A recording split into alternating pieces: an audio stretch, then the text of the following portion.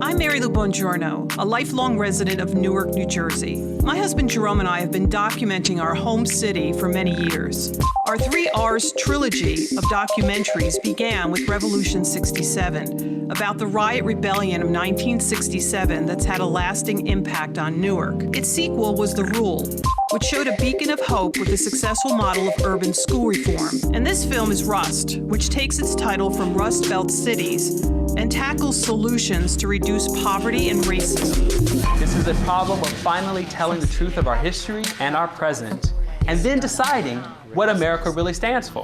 But racism as a system has had devastating effects. I think we just need to understand the long history that Black folks have come from. We can now think about poverty much more like we would a chemical toxin. But in the United States, it's a particularly serious problem because of our heritage of slavery. Unemployment has largely not moved for Black and brown people. One of the most successful programs that the federal government ever had was the Works Progress Administration. We need the president, we need Congress to create a national jobs program to put the unemployed back to work now.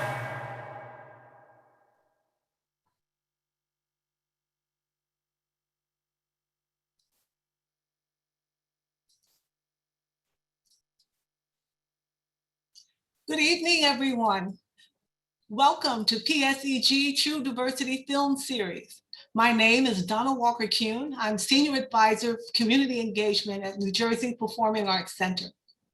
Tomorrow, the world will mark the first anniversary of the murder of George Floyd, an incident that created a global tsunami of demonstrations and demands for racial equity and social justice that also rocked the arts world.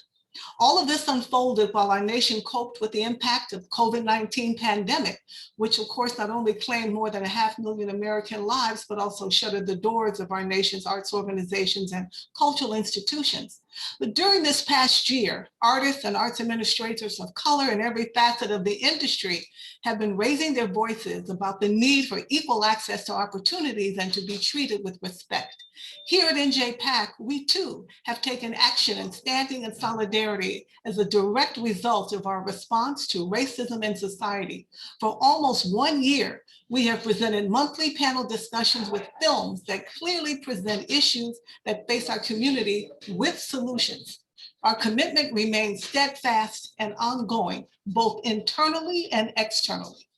Tonight, our topic is economic justice, poverty, injustice, and racism, based on the documentary Rust by filmmakers Mary Lou and Robert Bongiorno. This documentary, Rust, focuses on Newark as a microcosm of the effects that deindustrialization, racism, and mass incarceration can have on the lives of the working poor, especially people of color. And so this production premiered on national PBS on May 18th, and we are delighted to be able to have the opportunity to share the filmmakers with you, as well as have a vibrant discussion on this topic. So this social justice series here at NJPAC is part of our Standing in Solidarity initiative. The purpose of this series is to bring our community together and to encourage everyone to take part in the movement to ensure civil rights for all. On our website, you can find archived prior social justice panel discussions, as well as resources that can help you take action.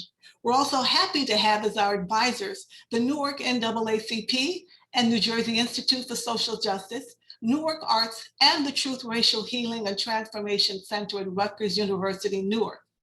I'd now like to offer a land acknowledgement.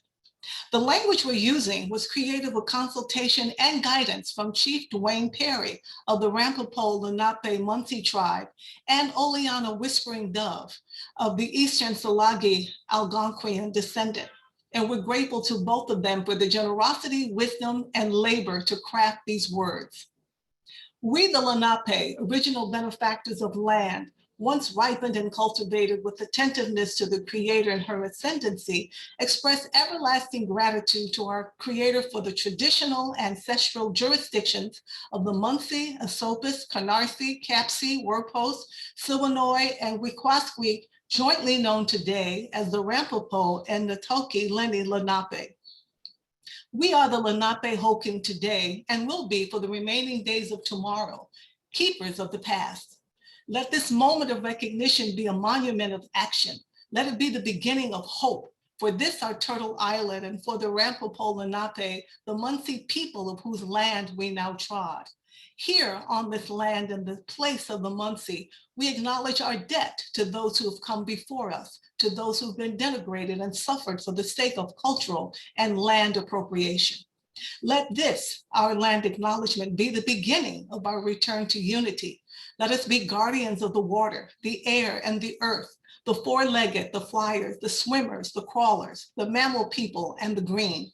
Let us now stand lifting our humanity and rapturing with Earth's consciousness as guardians of harmony and kindness. We'd like to extend our deep appreciation to our corporate sponsor, PSEG, and I'm delighted to introduce Stephen Jones, Director, Financial Management Services. Stephen S. Jones is the Accounting Services Department's Director of Financial Management Services at Public Service Enterprise Group, PSEG, a position he has held since August 2010. Since joining PSEG in 1998, Mr. Jones has held a variety of positions within the Accounting Services Department, including Accounts Payable Supervisor, Accounting Supervisor, and Accounting Manager. He's also served as an auditor at KPMG prior to starting his career at PSEG in 1998. Welcome, Stephen Jones. We're delighted to have you here. Thank you.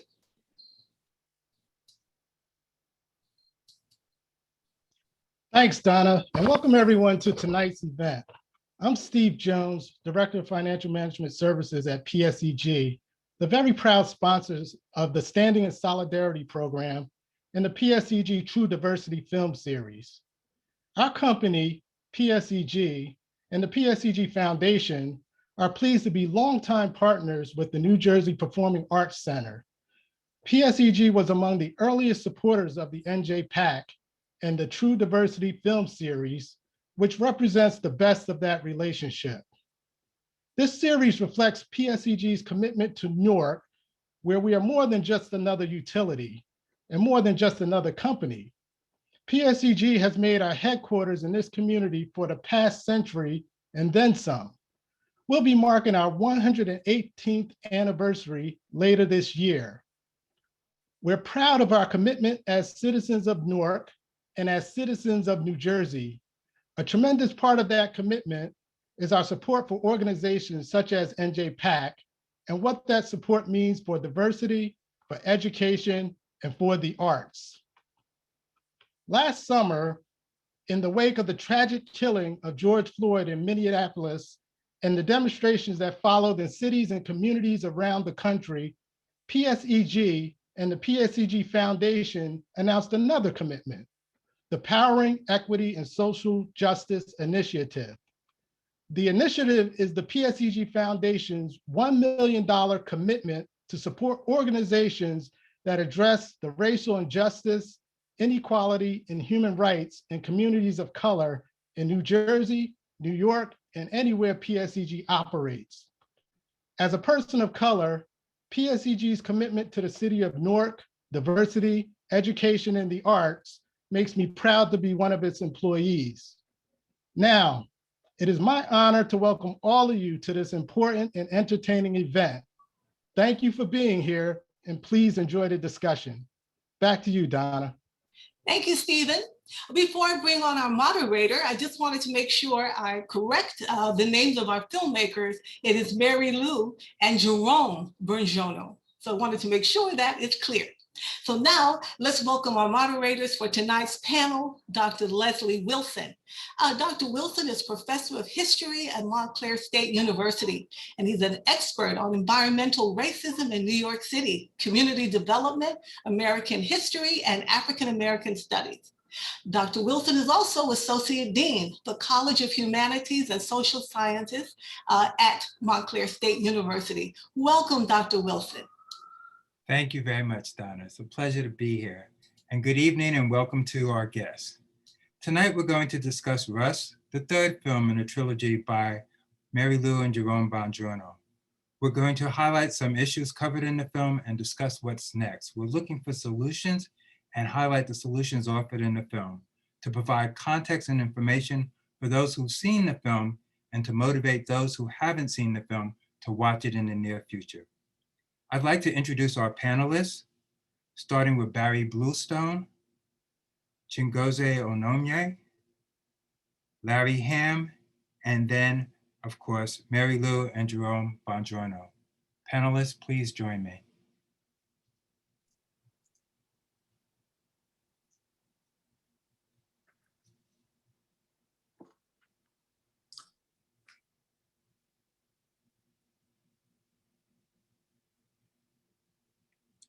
Hi, everyone. So we're going to jump right in and do some questions. And so my first question is, what are the events and factors that led to the revolution or the rebellion of 1967? And I'd like each of you to give your viewpoint on this. So whoever wants to jump in first, please do so. Well, I can begin. So thank you so much. So I think as we saw with Ferguson and Baltimore and the protests across the country in the wake of George Floyd's murder, which is a year ago tomorrow, the spark is almost always police violence, but the roots are always much deeper, right? So in Newark, there was very little Black political representation prior to the rebellion. I think we had 2 city council people at the time in a majority Black city, but they were really seen as doing the bidding of the white power structure. And the issue of representation reaches a boiling point just before the rebellion, when Mayor Adonisio tries to appoint a white man who did not finish high school to a high-profile school board position over the first Black CPA in New Jersey. And this leads to to intense protests and creates this really highly charged atmosphere prior to the rebellion. But then there's also the fact of racial and economic segregation that was created in part through the urban renewal programs that displaced Black residents under the guise of slum clearance, right? And so we also have this notion of constructing highways, which I think the film discusses, but we don't really talk enough about when we talk about economic segregation in cities. So when we talk about the interstate highway system, it tore through Black communities. You know, it displaces families and cuts the heart and soul out of once thriving communities. It destroys churches and businesses and schools, and it really destabilizes neighborhoods. So on the one hand, what you have is you have these highways that connect white people living in suburbia with economic opportunities in the city. And then on the other hand, you have these Black residents who are displaced, who are excluded from these white suburbs and forced to find new housing in communities that are already segregated by race and class. So the issue really compounds, and this puts even more stress on these Black communities. And this is one of the factors that I would argue that leads to the 1967 rebellion, but also creates the hyper-segregation that we see in Essex County and the built environment that we see in present-day Newark.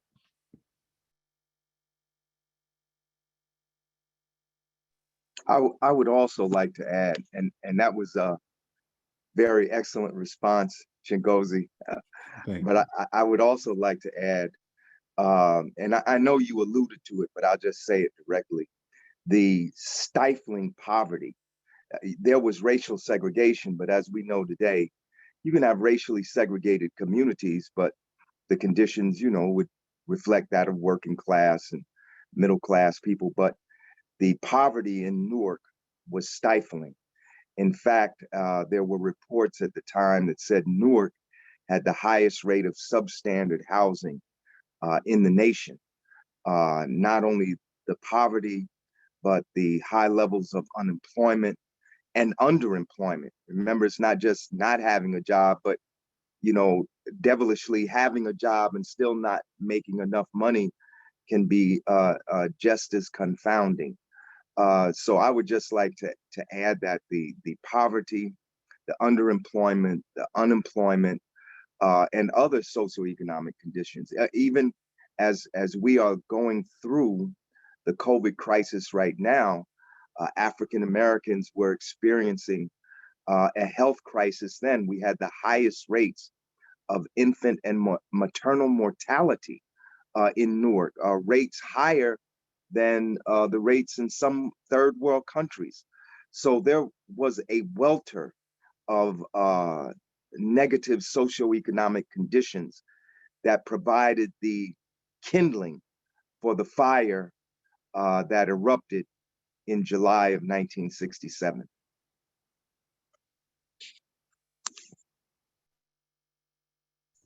This is Barry Bluestone. I'd like to just add a comment because I didn't grow up in Newark, although I have family who come from New Jersey and I was born in Brooklyn. I grew up in Detroit. Detroit, of course, was boomtown USA after World War II. But I think one of the things that Chigozie talks about, which we sometimes forget about, is the importance of the highway system. The National Defense Highway Act of 1954 creates the interstate. And in cities like Detroit and Newark, it will completely change the racial composition of our cities in 20 years. I just looked at the data. In Detroit, in 1960, when I was in high school, at the famous Mumford High School, Beverly Hills cop Eddie Murphy, 71% of the population was white, 1960. So just as the interstate highway system is getting developed, that made it possible for whites to flee to the suburbs. And there were racial covenants which kept Black families from doing the same. In just 20 years, by 1980, the white population goes from 71% to 34%, 1/3.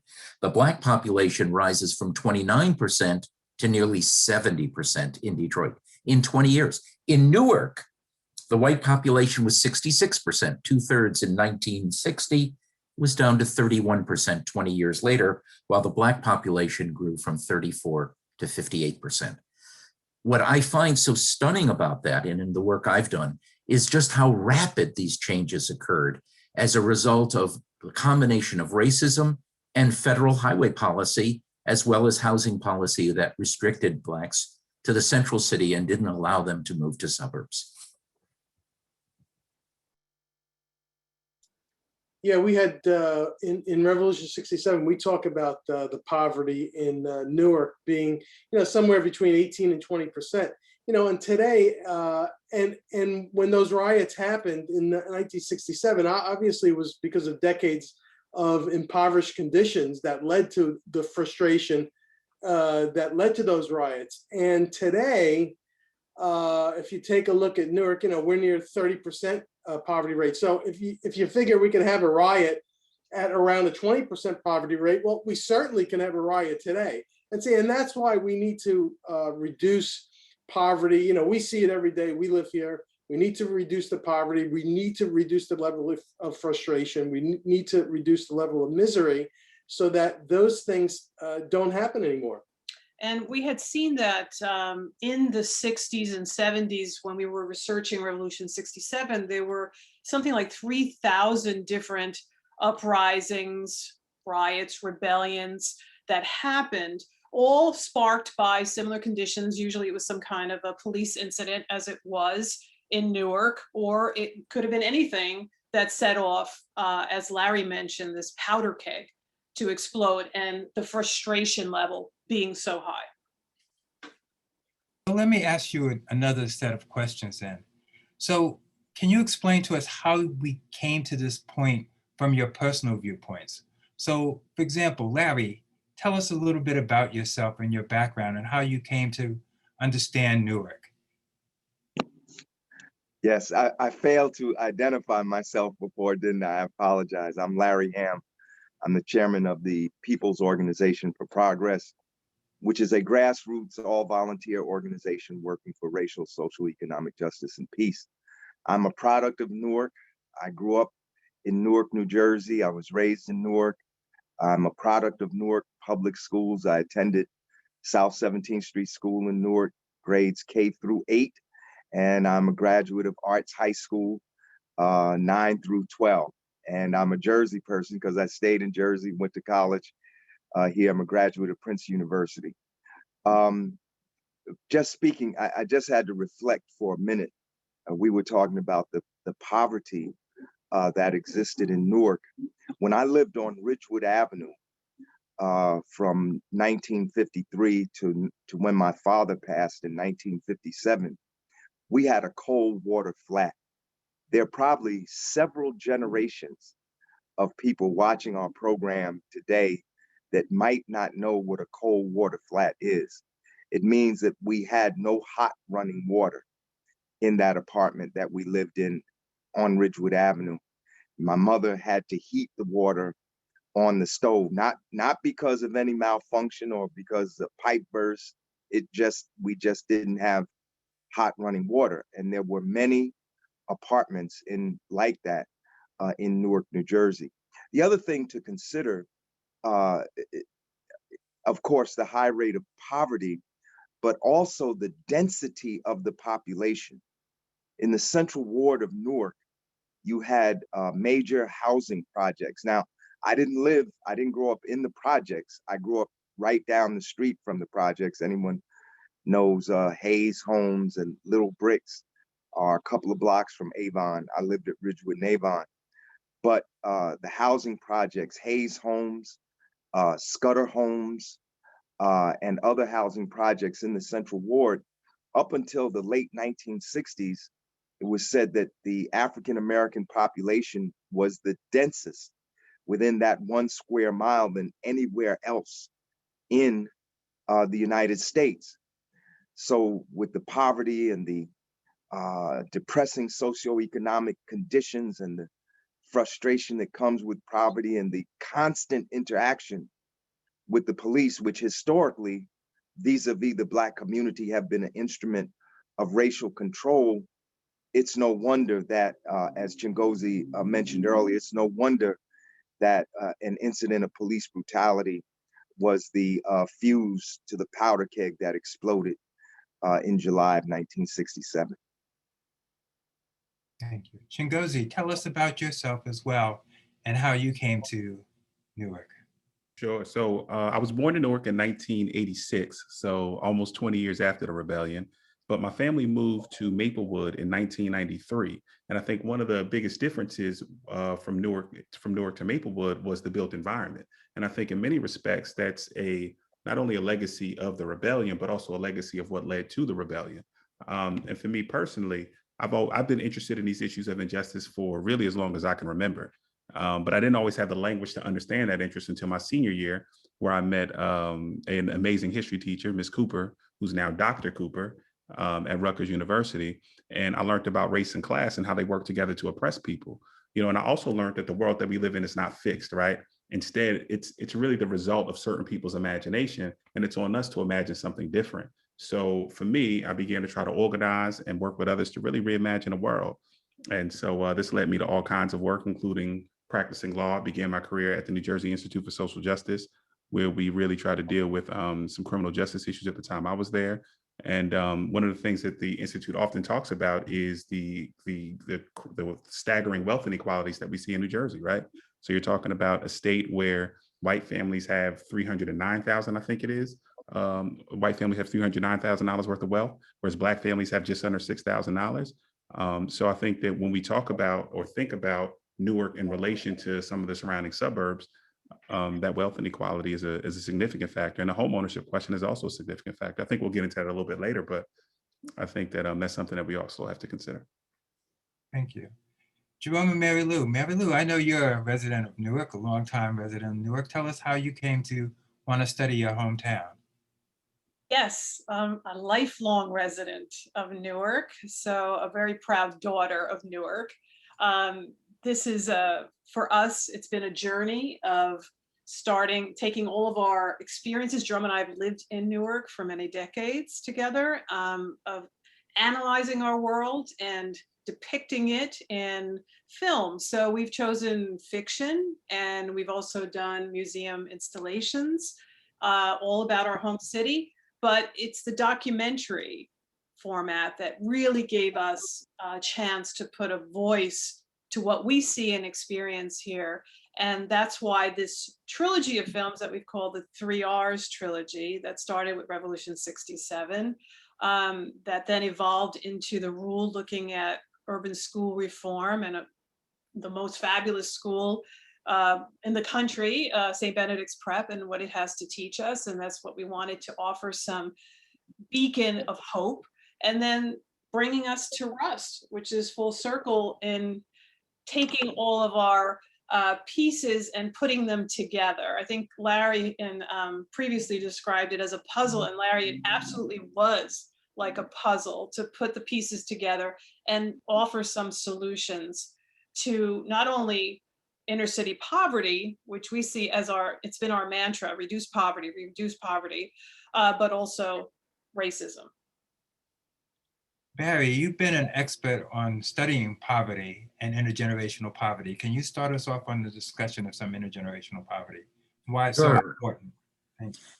Well, as I said, I'm Barry Bluestone. I was born in Brooklyn, New York, but in 1947, our family moved to Detroit, Michigan. My dad was with the Auto Workers Union, UAW. And indeed, I grew up in Detroit in a fully racially integrated neighborhood on the Northwest Side.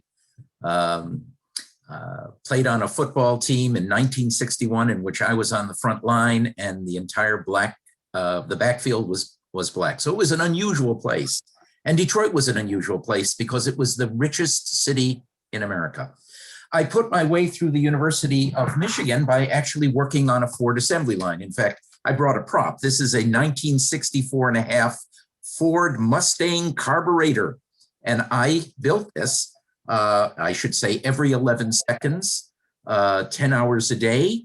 But I made enough money on one day to pay my entire fall tuition bill. 50,000 Black families moved to Detroit in World War II to work in the war industries. We built tanks and we built the B-24 bomber. And they came here from the South and were able to build a decent living in the North because of the boom of the auto industry. And the auto industry, of course, continues to boom after World War II with the explosion of the highways, which put us all into automobiles, many of which were built in. People came from all over the world, and many, many Black families came from the South to work in those plants at good union wages that allowed them to buy their first homes, to send their kids on to college. But as the auto industry began to collapse through foreign markets coming in, the Japanese, the Germans, and so forth, the auto industry did not respond correctly. And as a result, the auto industry collapsed. And with it, families that had been firmly middle class lost their earnings. At one time, they were working at good wages at General Motors or Ford, and now they had to work in a restaurant or work at McDonald's. And the result was downward mobility and increased poverty. And so Detroit, like many other cities, moved from being one of the richest cities to one of the poorest. And the suburban development was that white families then began to leave the city in droves for the suburbs because they could. They built up their household wealth by buying homes that appreciated in value. Black families who had bought their homes and could afford them now saw Detroit's population decline by 2/3 from 1.8 million to 600,000. And homes they bought for 60,000 were worth only 30,000. That's why Chigozie was able to give you wealth statistics, because most wealth that people have are their homes. In Boston, where I now live, the average wealth for white families is $214,000, most of it in home value.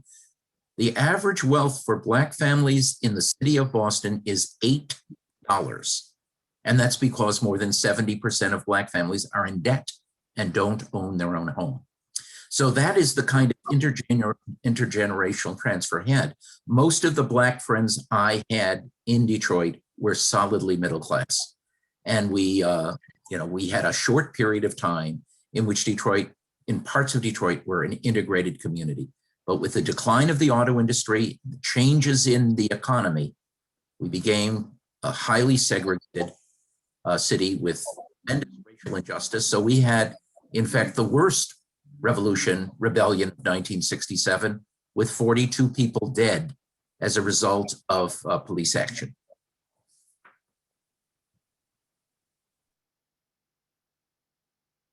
So how does that translate into the Newark riots? And how does that translate into our idea of generational wealth? When we look at housing in Newark, and we see that people in Newark were losing their jobs at a faster rate than they were in Detroit, when people in Newark were unable, in many cases, to benefit from the movement out of the city that was taking place in other parts of the nation, people of color in particular, were not able to engage in suburban escapes. Can you tell us a little more about that, Ngozi? Sure. I think that when we think about the lack of home ownership in the Black community, I think we have to think about how federal policy informed that. So the federal government, through whether it's the FHA or the VA loans, they guaranteed loans for the construction and development of white suburbs around the country. And this was under the condition that no homes be sold to Black people, right?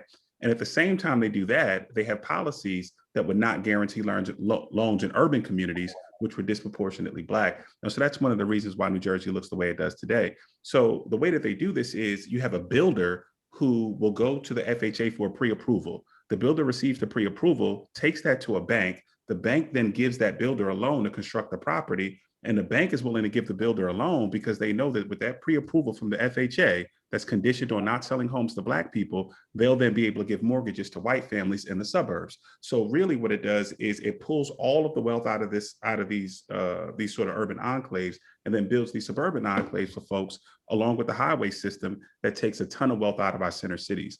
So, when we think about the staggering wealth inequality, it's really a significant part of it is a result of the question of a lack of home ownership. And it's not because, and Black people don't not own homes because of some sort of individual bad choice. It's not because we don't know how to budget or because we need a financial literacy course. It's the result of federal policies that really disadvantaged and debased Black families for centuries. And it locked us out of wealth building opportunities. So I think that we have to do something to repair that harm. Yeah. So, Larry or Mary Lou and Jerome, in your earlier films, you suggested that perhaps many of the people who lived in Newark were actually living in homes that they didn't own, that they were renters, and that they were trying to buy homes and hopefully trying to buy the homes that they lived in, but they never were able to quite buy those homes. And this sort of contributed to that generational poverty that we're talking about. Has that ever changed in Newark? No, I think we're still about 70% or more rental rate. So that, certainly indicates to me that, you got a lot of renters, but no homeowners. And that's not good for the city. And also income has always been an issue. You have to have a certain level of income to buy a home. And jobs, even when people had jobs in Newark and Detroit are similar, but they are also different. Whereas Detroit was the hub of the auto industry in the nation, Newark didn't quite have that economic bulwark that Detroit had. Newark had some industries, but if you go back and you read the literature on urban development in Newark, you will see that industry began leaving the Newark area in the 1930s when land values began to change and it was cheaper to put your factory in the suburban area than it was in an urban area. The industries began to move out, and this continued through World War II and continued after World War II. So a lot of industries where African Americans, Latinos, and others could have gotten decent jobs were no longer there. And people who were lucky enough, they would have to go to where my ex-wife went, to General Motors all the way in Linden to work as an auto worker, or to Ford in Mahwah. At one time, you could get good work at Engelhart Industries, but then Engelhart left. My stepfather worked for Engelhart Industries, so it's a multi-dimensional trap that we're in, and the institutions, their racist policies work in tandem to produce this end result of inequality. And poverty is just one aspect of inequality. There's also class inequality, which also brings its own forms of deprivation. So I think when we look at these cities, the Rust cities, we have to talk about what happened to the jobs, and the jobs are no longer there. As Barry said, Detroit was once one of the richest cities and one of the best places to work. But it wasn't just an accident. These companies, General Motors and Ford and others, began to move their plants abroad. There wasn't a magical collapse of the auto industry. They began to move their plants to third world countries where they could pay the workers there a fraction of what they were paying workers in this country. And we could talk, I don't want to go on and on. I know our time is limited, but I just want us to put that little piece of the puzzle of jobs in the picture, because jobs and income are related. If I could just add one other point, and I'll make it very brief, and that is the federal government played an important role in segregating America, but so did the private banking system. In Boston, where I moved to teach at Boston College and then Northeastern University, when I first moved there in the 1970s, we still had redlining. The banks would not provide mortgages to even wealthy Black families in areas of the city. So even where Black families had the income to buy, they couldn't get a mortgage from any of the banks. And in fact, there were actual maps that my students found where the banks had written a red line around a community and said, no Blacks need to apply for a mortgage if they want to move into that community. So it was a combination of federal government, sometimes state government policy, and then also private banking policy, which so reinforced each other to give us this intense form of racist segregation, income and wealth inequality. Okay, so it sounds like you're all saying the same things, but it sounds like there's something different with Newark. And I'm trying to get out of you the key answer to this question. Why is Newark so different? So I'm going to ask you a different question. When people talk about Newark, their reaction is different than if they talk about New York, or if they talk about Detroit, or if they talk about Los Angeles. In each one of those other cities, and I can name 100 other cities, I can name Bridgeport or whatever Rust Belt city you want to talk about, Bridgeport, New Haven, Pittsburgh. People usually talk about a community. They don't talk about the entire city. They talk about part of the city coming back, but they don't talk about the whole city in a negative way. When people talk about Newark, for some reason, it sounds like they talk about the whole city. Why do they do that? Is that a form of systemic and institutional racism?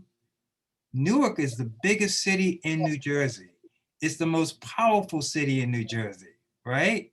I mean, Larry, you've told me back in the day, Newark had almost 500,000 people.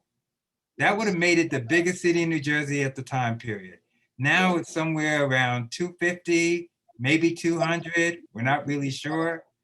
What happened? And that's what I want to try to get out of you. What happened to Newark? And why do people have a negative view of Newark as opposed to saying there's a bad neighborhood in Newark? Like they would say, there are bad neighborhoods in New York, but I still love New York. There are bad neighborhoods in Bridgeport, but I still love Bridgeport. There are bad neighborhoods in Pittsburgh, but I still love Pittsburgh. Why do they feel that way about Newark in such a different light? Panelists, can you help me out here?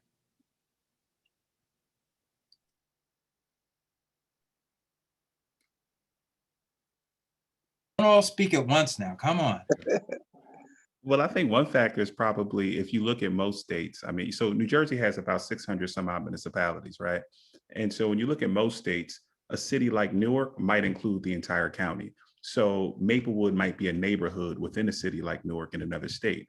Whereas instead, because of the physical dynamic of Newark, I think it's about 25 or so square miles, you end up having such a small center city. Chicago's much bigger geographically, Detroit's much bigger. Even a city with a much smaller population like Gary is physically bigger than Newark. So I think that's probably one of the challenges, that we don't talk as much about individual neighborhoods and we talk about the entire city, but there's no doubt that Newark has fantastic neighborhoods that are thriving and they're doing really well. But I think the geographic question is part of the challenge. And I also think that the number of municipalities that we have in the state is also one of those questions as well.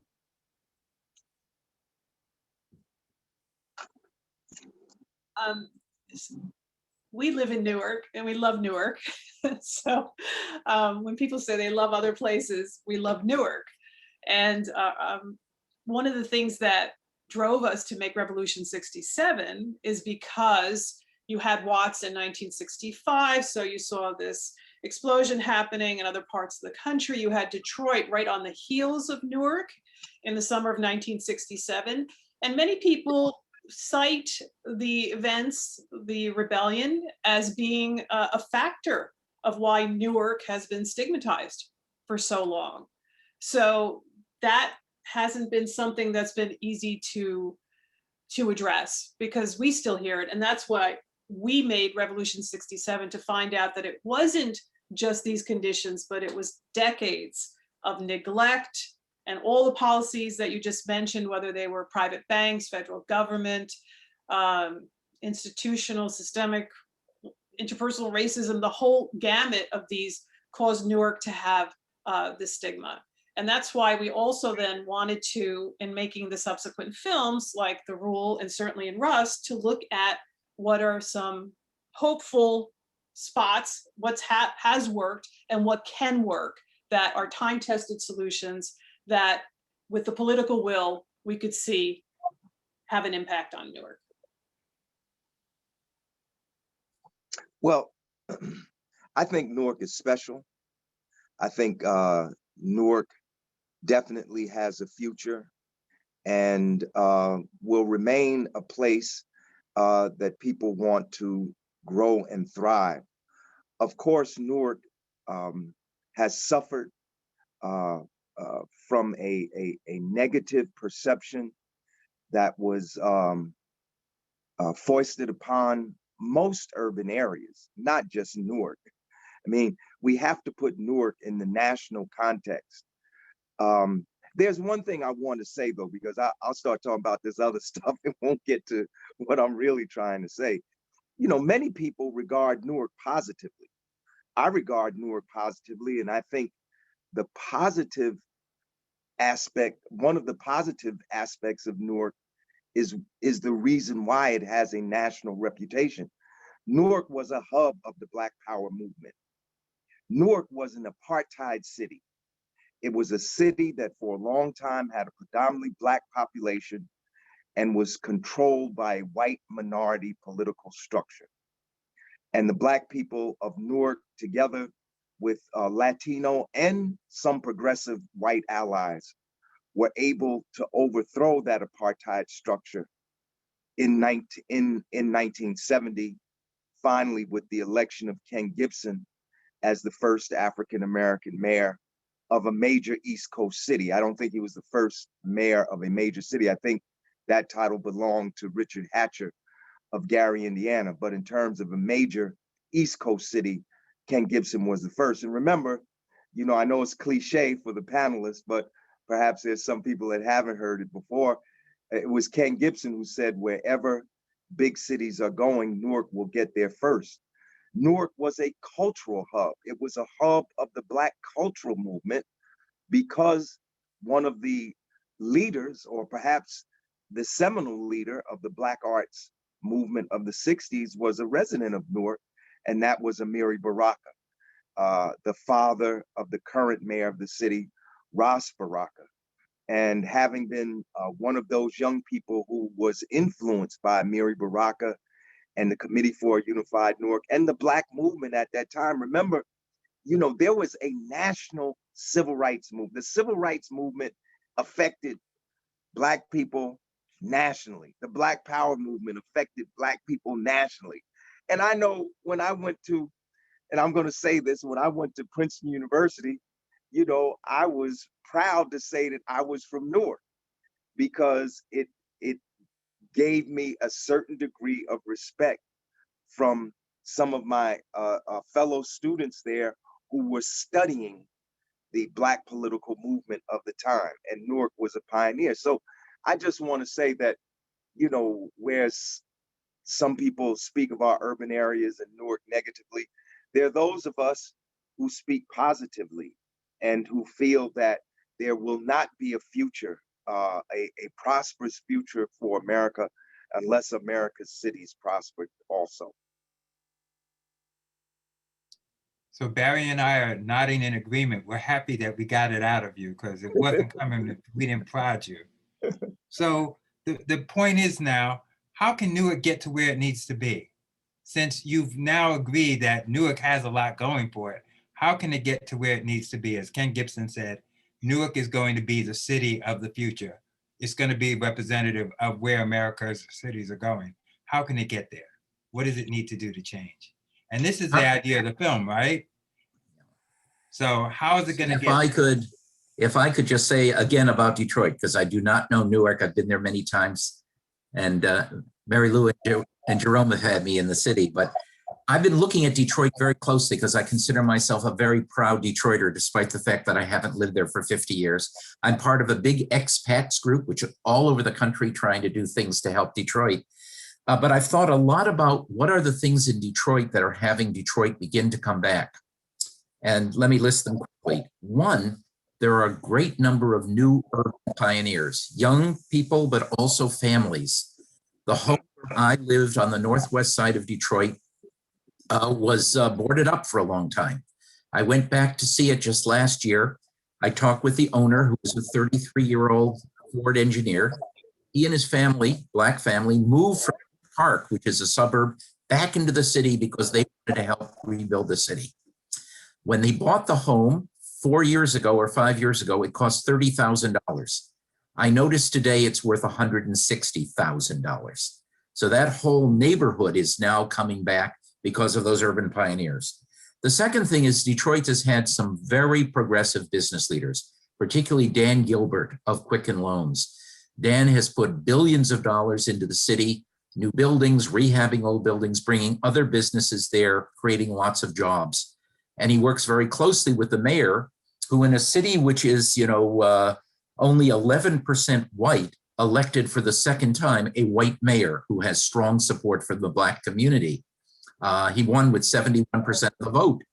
And he's worked very closely with the mayor to kind of rebuild the economy of Detroit.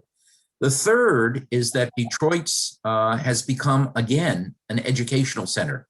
It's always had Wayne State University. It's had University of Detroit, but now it has campuses of the University of Michigan and Michigan State, and that has brought new people into the city as well.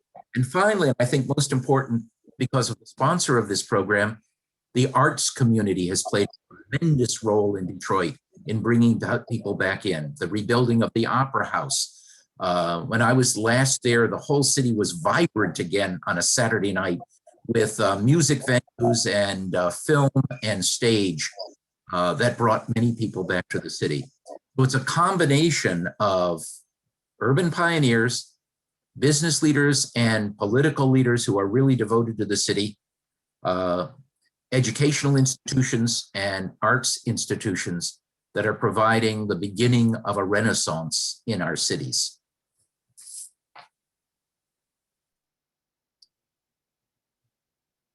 Chingozi? What's the question again? So what does Newark need to start doing to get back to where it needs to be?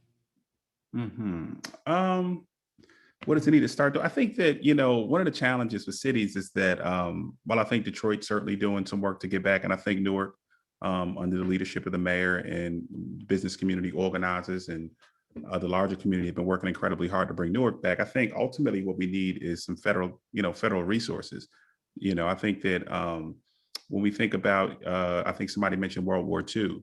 When Western Europe was ravaged by World War II and lost its economic base, the United States responded with a Marshall Plan. When cities lost their economic base and became majority Black, we didn't see that same level of investment. What we saw instead were these short-lived piecemeal programs, and then a narrative around why big government doesn't work. So what I think we really need is we need significant federal investment so that we can rebuild our cities. I think they can look like, old style WPA programs, Civilian Conservation Corps programs, but I think that we need to have some deep, meaningful investments from the federal government in order to transform not only the built environment, but give folks the jobs that Larry was talking about, and also just sort of transform the way people feel about their city. One of the things that the WPA did that I thought was amazing was also investing in the arts. So when we talk about investing in the arts, there's no reason why we couldn't pay artists to do work as well. So I think that we need some deep, significant federal investments in our cities. Larry. Did you say Larry or Barry? Larry. Larry, okay. Larry. This is a complex question, but let me say this.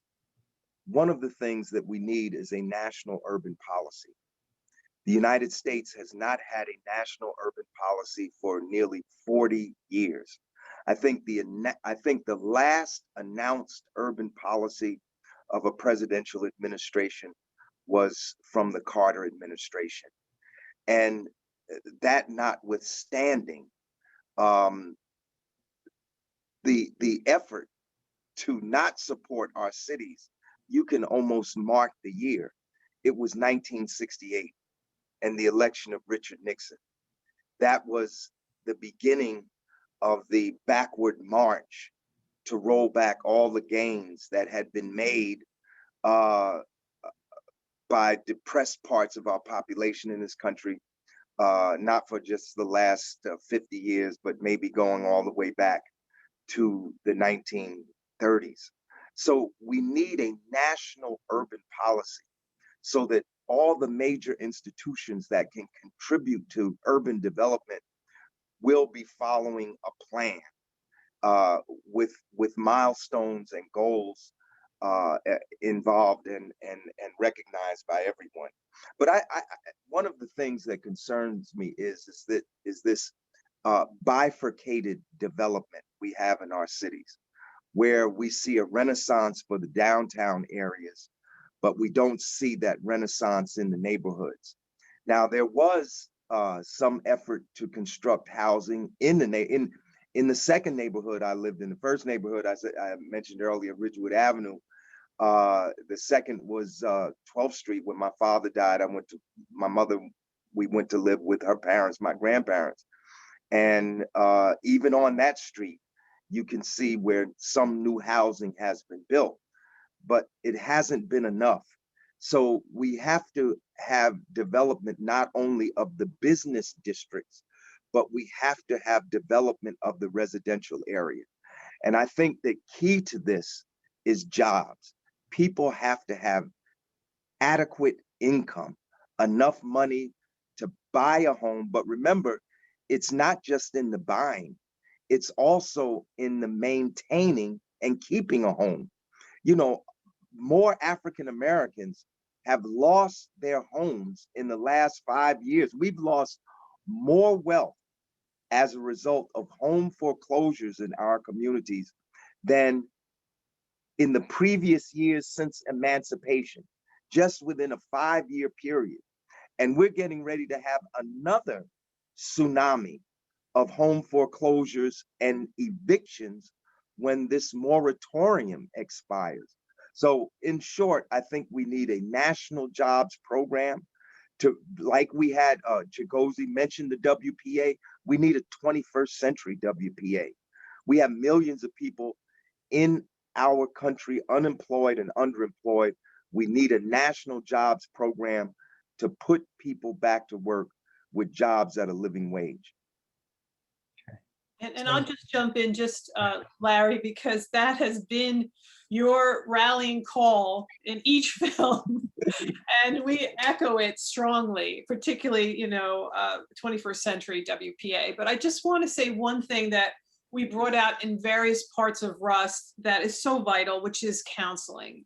And whether that's something that you saw in the prisoner reentry part of the program, or this idea that in an AmeriCorps type situation where students in their gap year, perhaps between high school and college, and Leslie, maybe you can even comment. I know that Montclair State is talking about something like this as one of several colleges in New Jersey. This came up during the pandemic, of putting college students into neighborhoods, working together, solving problems like poverty. And in addition to that, we saw in the film Chris Bonilla, we caught up with this young man who was 10 years ago in high school at St. Benedict's, and talked about the value of group therapy for him in going through his issues, and that he absolutely feels that he would not have even graduated high school potentially if he hadn't gotten that kind of support. And I'm not limiting it just to young people in high school. It should be available to everyone to help get those jobs, to help keep those jobs, et cetera. But to see now that he's a social worker himself, graduated high school, graduated college, and went back and is working in our community, came back, did not leave, to help others and put that to work as a social worker himself. So I think I'm touching upon all the points that all the panelists have made in saying that counseling as well as having opportunities. So we give everyone options at whatever age. So one of the things that you've talked about in the film and leading up to that has been the way in which the city needs to transform. And then you've specialized by focusing on 4 key critical areas to transform how Newark should go, right? So if I were to lead up to those areas, I would say that Newark is different. And I know I riled up people because I can see it in the chat, which I'm happy about. So maybe we'll have some really good questions. I would say that Newark is different from other cities because, as an urban historian, I would say that the industrial base, as Larry and Ngozi have already said, and Barry has said, disappeared in Newark faster than it did in other cities, right? Point one. The tax base was affected because Newark is a college town, and most people don't see Newark as a college town, but it is a college town. It has large universities in it, prestigious universities in it, and therefore education should be paramount in Newark. So that's one of your points, is education. We need to come back to that. The economic opportunities in Newark have disappeared in various ways. We need to come back to that because you structurally argue about jobs. And then you talk about the need to stabilize families, which comes through counseling. And then you also talk about reducing racism. So if you could talk about moving forward, looking at jobs, education, stabilizing families, and reducing racism, if each of you could pick one of those and highlight how Newark could do that, it would be really helpful. Let me start by being not from Newark, but suggest that this would be good for every city in the country. In addition to all the things that have helped Detroit, there's also been a large number of community development groups, nonprofit organizations in the community that have really been critical. But what I have found both from Detroit and my work in Boston is that where people want to live have a lot to do with the quality of the public schools. And the problem in the past has been, the schools in Detroit deteriorated while the schools in the suburbs were rich. Part of that means we need, Ngozi was saying, a lot more federal money for schools. We're working in Boston with the only vocational technical high school, which has been a failing high school. We have more than 40 business union and community leaders. I'm the chairman of that board, working to rebuild it into a great school where parents are going to want to send their kids because they can get the skills they need as well as a foot up toward college. So I think education plays a really critical role, and unfortunately our inner city schools often don't have the best teachers. They often don't have the budget they need, or if the budget exists, it's not being used in the most effective way.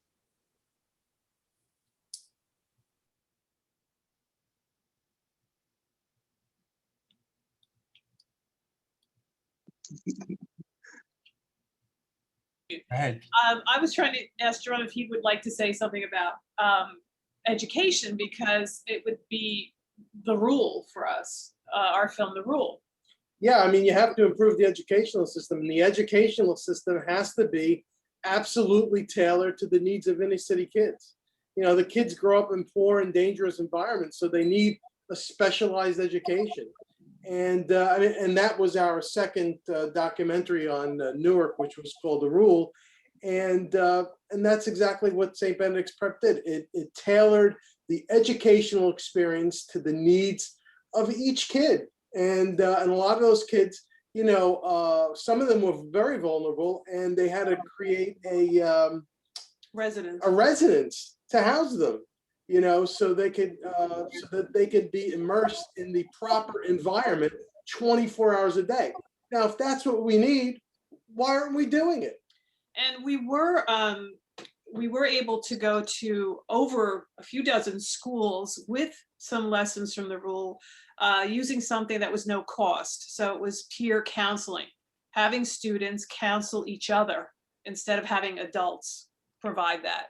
And that seems to be one of St. Benedict's most effective formulas. And it was easy to bring that to other schools here in Newark. So whether they were private schools, charter public school, traditional public schools, they were receptive to doing something like that. And the model is there, it succeeds. I would agree. Certainly any couple looking for a decent place to live, couple with children, they're going to look at the schools, they're going to check the schools out to make sure that their kids get a good education. So I agree with all of the panelists that doing everything we can to improve Newark schools, which have been improving, by the way, would be helpful. But one of the things that people who have done some studies in this areas have found is that there's a facile relationship between the income of a family and the educational achievement of its children. And I just want to put that in as another marker to say people need jobs, you know. And one of the things that has to be different from the WPA is, remember, African Americans did not fully benefit from the WPA programs. In fact, the very policies of the WPA programs excluded areas of commerce and industry where African Americans were employed, particularly in the rural areas. So we need to make sure that the 21st century WPA programs that hopefully we will get to one day in the not too distant future won't make that same mistake. Remember, the WPA, they put 11 million people back to work in 36 months. I mean, it's astounding. I mean, we read those numbers, but anybody who's done like work trying to help people get jobs, 11 million people in 36 months. If we did it in the 1930s, we can do it in the 21st century. In fact, it's essential that we do it in the 21st century. Remember, when people have jobs at a living wage, and I mean, it's a disgrace. Do you know that the United States has the lowest minimum wage of the industrialized countries in the world? That's a disgrace. We're the richest country in the world. We should have the highest. We shouldn't even have a minimum wage. We should have a living wage. $7.25 is a slave wage. All it is money to get back and forth to work with. People need a living wage. I mean, I support the $15 minimum wage, and it needs to be immediate, not phased in over 5 years. But even $15 is nothing to brag about. You know, a living wage would really be about, in this area, about $33 to $35 an hour. That would be a living wage. And until we get this, we're going to have this uneven development. We're going to have parts of our city that are doing very well, and then parts of our city that will continue to not do well. We have to even this up. And the only way it's going to happen is if there's direct government intervention. The marketplace and its forces by itself is not going to correct this problem. We must have direct intervention. And this is the Biden administration's chance to shine. They can either grasp this moment or blow it. And if they blow it, you know, it will mean the further immiseration of people. Yeah, I would just reemphasize many of the points that were made. I think that when you list the sort of solutions that were talked about in the film, I think that anti-racism is probably the most significant one for me, in large part because the reason why we don't have the significant federal investment that we need is because of racism. I think when you think about how racially homogenous some of the social democratic countries are in Western Europe, I think that, you know, the reason why many of those countries in Western Europe are socially democratic is because of the racial homogeny. I think when you talk about making these investments today in places like Newark, in places like Detroit, in places like Baltimore, I think part of the fear is that that money will benefit people who don't look like the majority of this country. And so I think that that's one of the reasons why we haven't seen that federal investment. So I think that anti-racism has to be a big part of it. And the other piece that I would add is that, you know, Joe Biden proposed a civilian climate corps recently, right?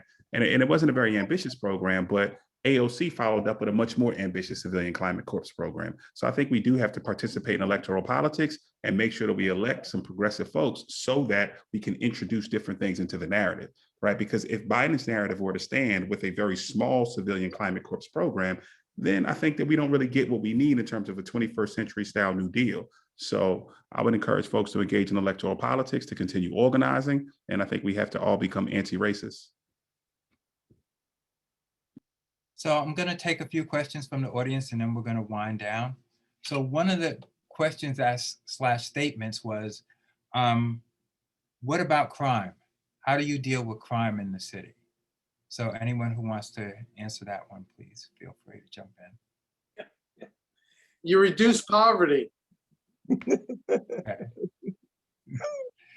My next question is, a lot of people have asked about the tax base. So can someone explain the tax base and how the tax base in Newark is different than other places?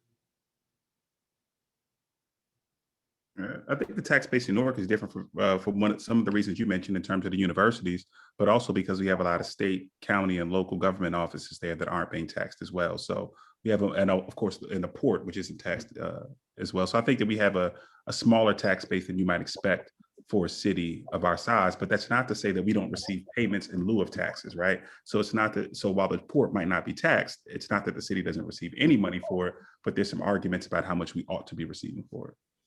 Okay. The next question is, what actions can ordinary Newark citizens take in addition to voting to influence the federal government to adopt the policies being proposed by these brilliant panelists?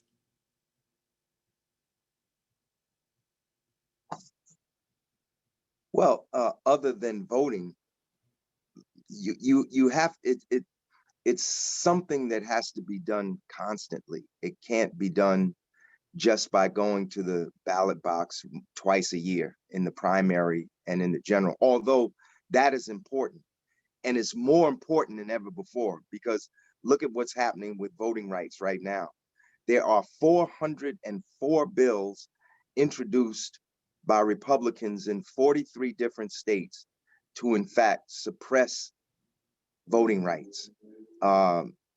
Many feel that these are aimed particularly at African Americans, but it's not aimed exclusively at African Americans. There's the effort to suppress Black, brown, people of color votes, but also young people's votes and progressive voters. So it's a serious situation. So people have to call, have to write their legislators, have to prod them to vote in the right direction, have to prod them to introduce bills. I mean, there may be some issues, some proposals that we put forward here tonight that are yet to be introduced. But I think that everybody can see that right now, one of the reasons we have this failure to act is because of what's going on with the Senate. It's a 50-50 split Senate, but it's not just a Democrat-Republican cleavage. It's also a, for lack of a better word, liberal conservative cleavage. And right now, the Democrats are being held back by conservatives within their own ranks. So this may mean that, you know, in these primary elections, we have to put some more progressive Democrats in office. If the ones we send are not going to support even the moderate proposals that are coming from the Biden administration, because what we're proposing here tonight, I think, goes much further than what Biden is putting forward initially. But we can see that unless there's some political changes, we won't get either the moderate or the far-reaching through this Senate. Amen, brother. I mean, one of the things that I'm most excited about is the work that Stacey Abrams is doing across the country, starting in Georgia, and of course, having two incredible elections that nobody could have predicted in Warnock and Ossoff. But I've been supporting voter registration and voter, get out the vote all across the country, because I think you're absolutely right, Larry. That is critical, because as long as we do not have a federal government that's on our side, it's very difficult to get any of this done. That's right. Agreed.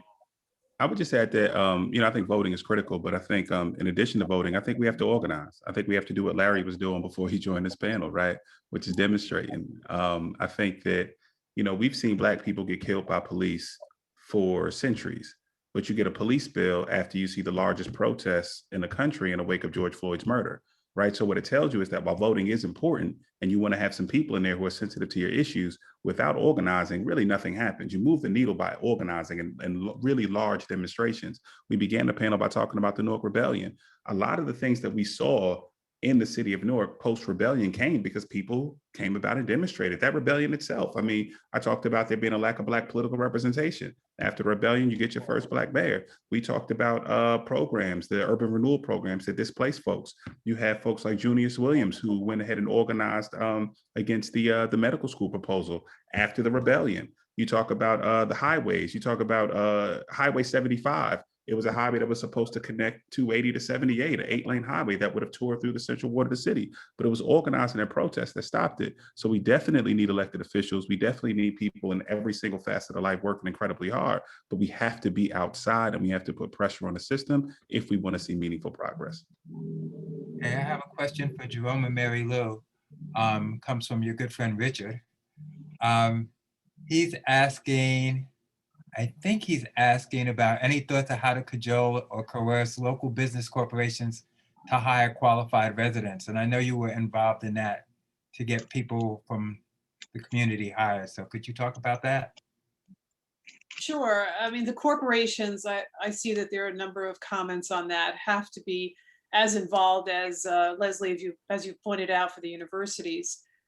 We lecture, I just want to say one thing about the universities, because we lecture there quite a bit, and almost all the students seem to be asking the question of what can we do, and we've encouraged them to organize and to take some action where they feel maybe the university isn't guiding them, or maybe isn't guiding them enough so that they feel that they can actually have a voice and have some kind of effect.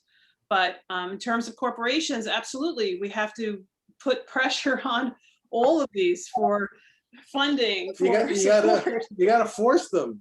Your representatives have to force businesses and corporations to hire people, and because like Larry said, they're not going to do it on their own. You got the government's got to step in and force people to do what they probably don't want to do themselves. Right, and that's where our voices have to come in. We choose to use film as our medium.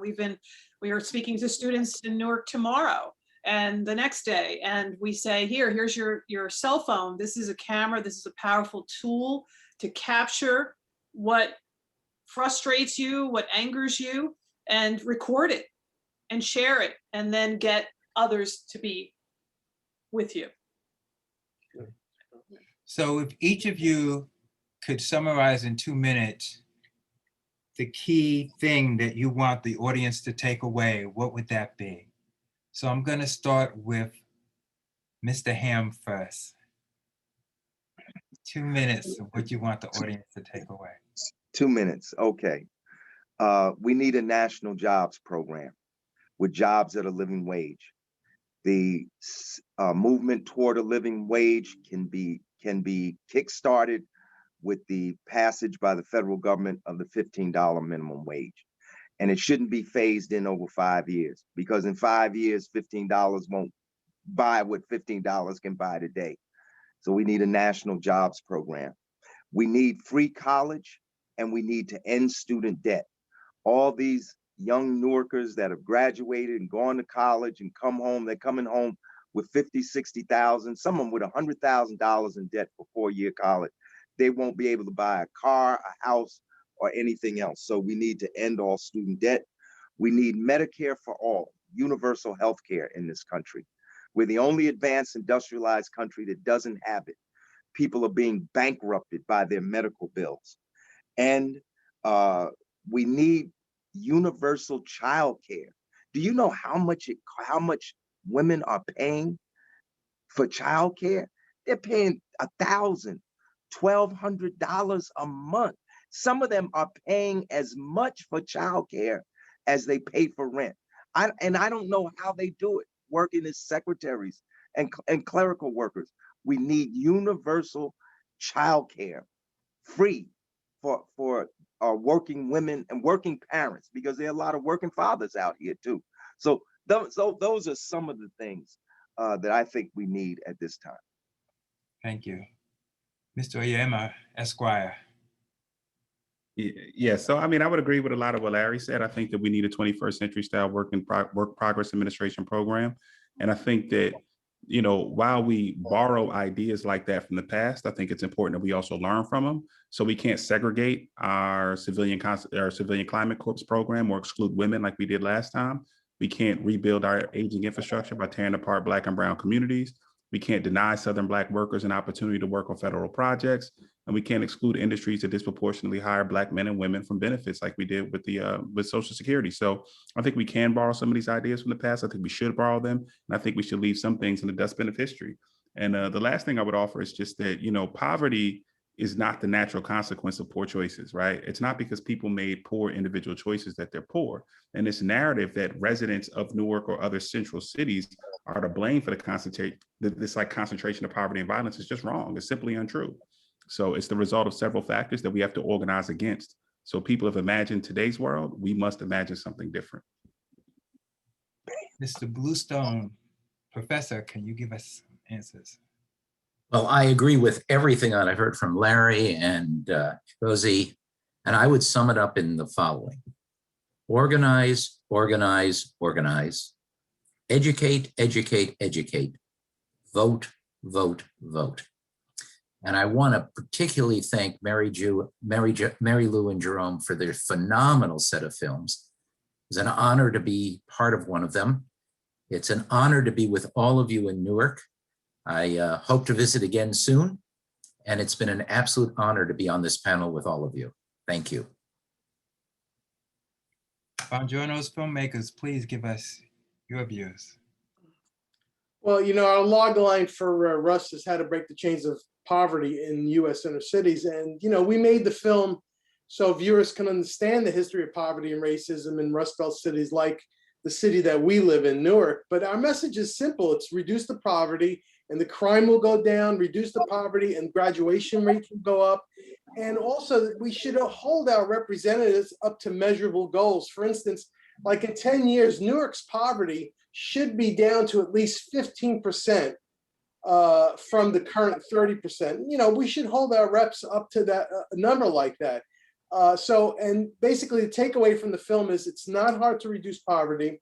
It's been done before and it can be done again by government with political will. Yes, we've been saying that our goals in Rust are learn, empathize, and realize that there are doable solutions for inner cities: education, stabilize families, get people jobs, and reduce racism. So we keep repeating those. I want to make, on behalf of Jerome myself, special thanks to PSEG, to the foundation for supporting us, not only in tonight's panel, but also for supporting all three of the films. To our friends at NJPAC, lots of work went into this program. We thank you all very, very sincerely. And to our brilliant panelists, we love working with you. We've made new contacts, and we hope to continue these as we continue to document our Newark story. If viewers did not get a chance to watch Rust, the New Jersey PBS, it's now called, it was NJTV, New Jersey PBS premiere is this Thursday night, the 27th at 8 p.m. And also, if you go to the Rust PBS website, the film is streaming until June 17th. So you're able to watch the film there, and we encourage you to do so. And thank you all for being here, and I'm seeing lots of comments, and we appreciate all of this enthusiasm to have this opportunity in our home city of Newark. So this is— And Leslie Wilson, excuse me, I have to thank you above all for being on the road with us on this journey. And I know you're considered one of the panelists, the brilliant panelists, but also because of all that you've done and provided for us. And I know we'll continue to do so as we bring this film to other audiences. Thank you. You're welcome. I think this is a great film. I hope that everyone watches this film and takes the words of this great panelist to heart, right? So when we look at a city, what's important about a city is that we have to dissect the city and find the greatness of the city. Everyone in the audience, everyone on the panel is talking about the greatness of Newark. I had to dig it out of you, but we all acknowledge that Newark is a great city and Newark has a great future ahead of it. Newark was a great city in the past. Newark is still a great city, and Newark will be a great city in the future. People are still asking questions, and I've been told I have a few more minutes to do a few more questions, so I want to just jump in there. People are asking questions, and I'm just going to throw them out and see if you can answer them as quickly as possible. One was, can corporations in Newark do more, and how can they do more? People want to know, what gender inequities do you think can be addressed to further eliminate poverty? A lot of people are saying Larry should run for the Senate. Oh, that's funny.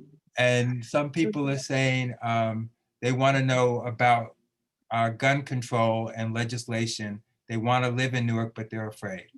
So I'll just throw those three out at you.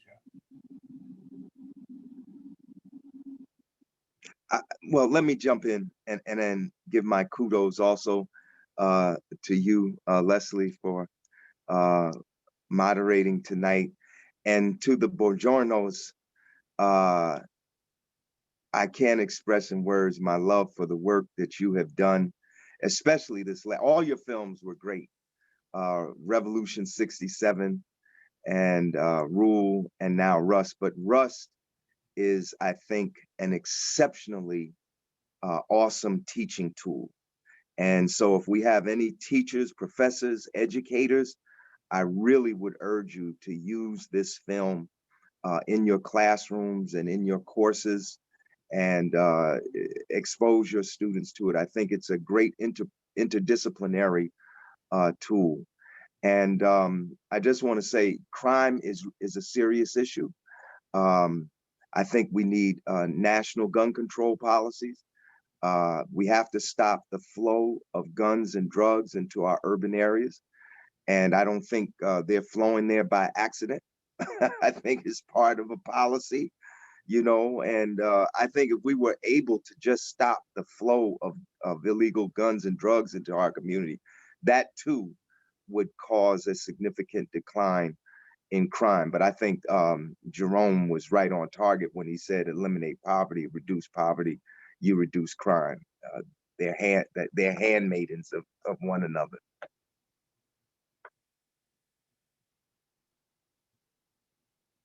About the gender inequality. Anyone want to tackle that one? There was another one about schools and charter schools. I know that's a touchy subject for everybody, but everyone has an opinion on that one. We would need another show. Yes, we would. Definitely. The charter schools. But you know, one thing I wanted to say real quick, the Amazon episode with Newark is something worthy of study and discussion as to what happened, because I think, you know, I of course I supported the move to unionize Amazon and Bessemer, and that's a whole nother discussion. But I think Amazon coming to Newark would have had a positive effect. It certainly would have given a lot of people jobs. There should be some discussion and dissection as to what happened. And if necessary, there should be a federal policy. The federal government should give incentives to corporations to locate in urban areas and hire the people that live in those urban areas. You know, a lot of these companies, they move to the city, but when you look at their workforce, there's not a lot of people from the city that they live in that work for them.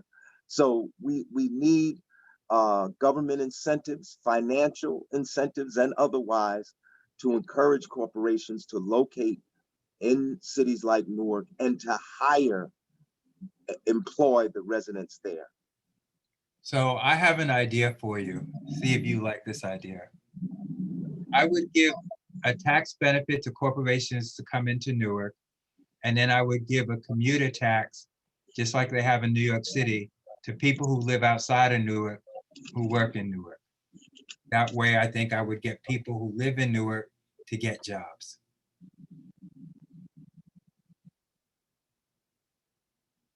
And there's also long been talk about neighborhoods, about giving people more and more incentives, like they did in Philadelphia, for example, tax abatements for a lengthy period of time. There are some programs right now happening in Newark to bolster the facades of buildings and things, but on a larger scale, and to make sure people know that these programs exist. And sometimes just going through the paperwork is so difficult just to navigate that, to again provide the counseling and awareness that these opportunities exist when they do, and to keep increasing them. And I might offer a different perspective. I'll push back a little bit. I think that, you know, tax incentives to attract businesses simply just hasn't worked. I think if you look at a company like Amazon, you know, they had a huge application process for cities across the country, vying for who could basically offer the best package. And they ultimately chose the capital of the country, DC area, in New York City. I don't think they needed a huge, you know, application process to figure out that that's where they wanted to be, but rather what they needed to do was to make sure that it was a race to the bottom, where they could figure out who could give them the best incentive package, how could they contribute the least amount to cities and states. And I think that as an approach to economic development, to me, is not something that I think is encouraging or will ultimately benefit cities. So I think that, you know, I would just push back a little bit there. And I think also, if you look at the example of Seattle, I mean, Seattle attracted all of these different tech companies, and ultimately what they did was displace the current residents and make rents impossible. So I think that we have to figure out what balancing act we can create to both attract jobs, attract industry, and keep people there. I absolutely agree with that. I've studied the tax incentives used by cities and towns. Detroit, for example, has used massive tax incentives, for instance, to try and keep General Motors there. And it cost something like $175,000 for every job. And then those jobs disappeared. One thing that I think is exciting, and Boston has taken advantage of it, is we've done research, this guy at Harvard Business School, on the buying power of inner city communities. Because if you actually look at the buying power per acre in Roxbury, which is the middle of the city near where I live, and the buying power in Weston, the richest suburban community, there's actually more buying power per acre because you only have one house per acre in Weston. And of course, you've got several hundred residents. And as a result, we now have the highest revenue shopping center in all of Massachusetts is in Dorchester, Roxbury. And it's created literally hundreds, I think even thousands of jobs, some of which are actually very fine paying jobs. So just understanding a little bit more economics of inner city neighborhoods begins to coax business to think about investing in there.